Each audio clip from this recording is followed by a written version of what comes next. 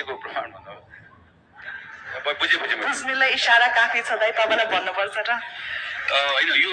यो क्वेसन चाहिँ मलाई मेरो पनि कमेन्टमा एकदमै धेरै साथीहरूले पठाउनु भएको छ। अहिले मैले सुरुमा पनि भने मैले हुन त यो आज नेपाली कांग्रेस पार्टीको यो प्रतिज्ञा सभामा मैले यो प्रश्नको यसलाई मेरो कमेन्टमा आएको अघि मैले सुरुमा आउँदै गर्दाखेरि मैले यो प्रश्न लिने कि नलिनु होला भन्ने कुराको म दुविधामा थिएँ।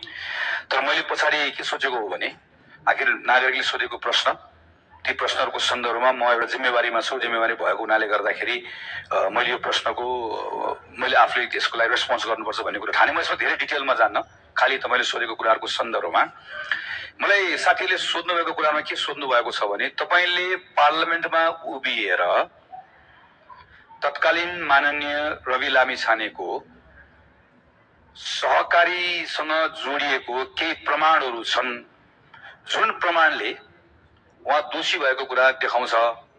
यी प्रमाणहरू छन्, त्यसको आधारमा माथि छानबिन हुनुपर्छ भन्नेको सारमा यही नै कुरा हो।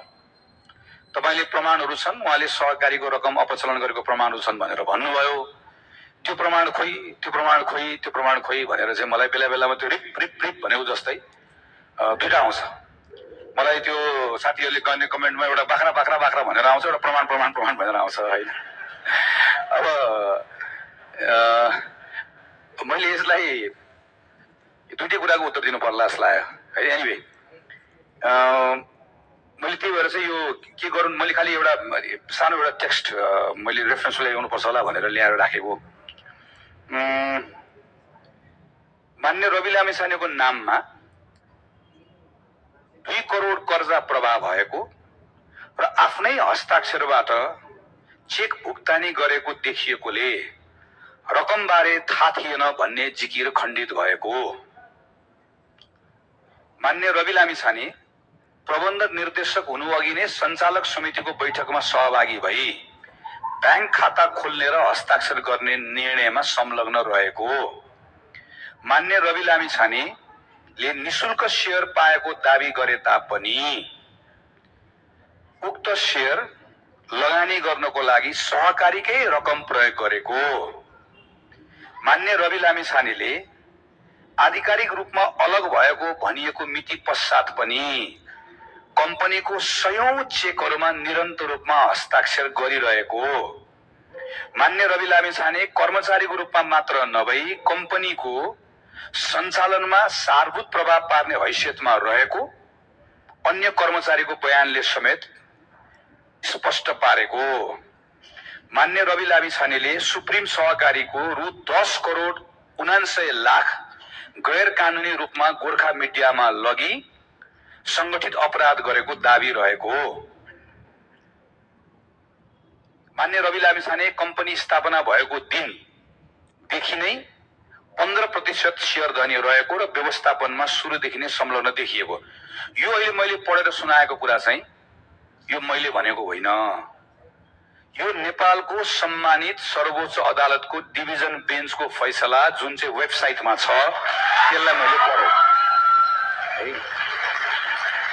अब मलाई सोध्नु भएको कुरा के हो भने मान्यजीले प्रमाण लिनु भएको कुरा, मान्यजीले यसबाट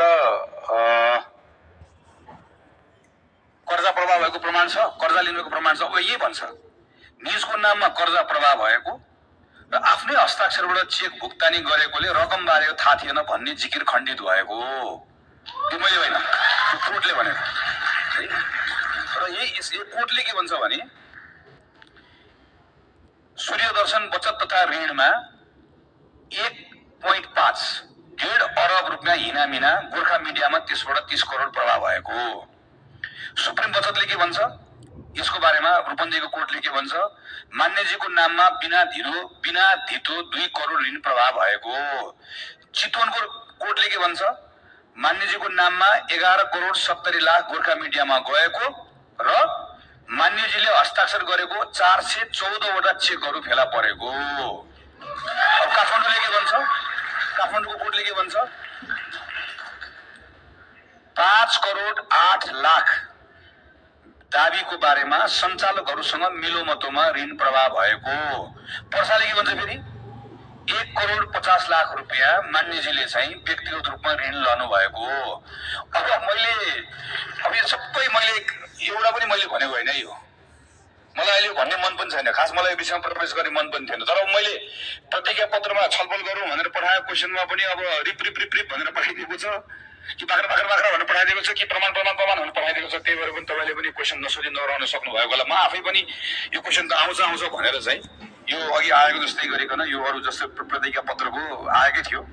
मैले खालि यति मात्र भने यसमा कि यो जे कुरा मलाई सोधेको कुरा हो, यो कुरा मैले यसको बारेमा बताइराख्नु पर्दैन। जसलाई इच्छा छ कृपया सम्मानित सर्वोच्च अदालतको वेबसाइटमा गएर त्यसलाई गएर हेरिदिनु होला। मैले यति नै राखेँ, धन्यवाद।